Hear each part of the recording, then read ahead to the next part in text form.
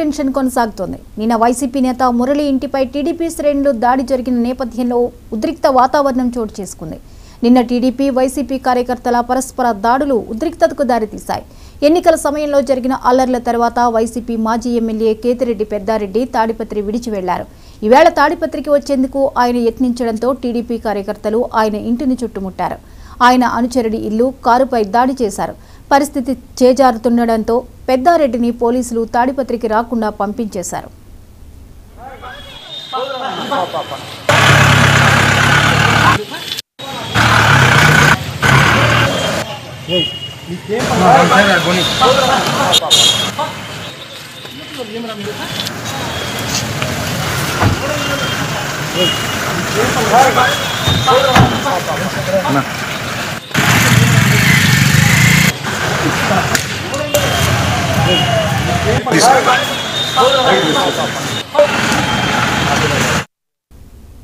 ఈ నేపథ్యంలో వైసీపీ మాజీ ఎమ్మెల్యే కేతిరెడ్డి పెద్దారెడ్డి అనుచరుడు మురళి గన్నులతో హల్చల్ చేశారు.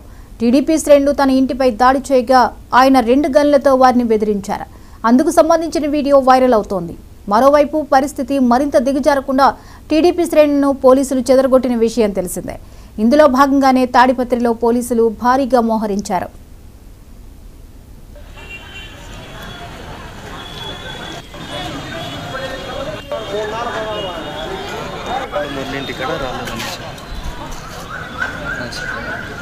ఉన్నాడు సార్.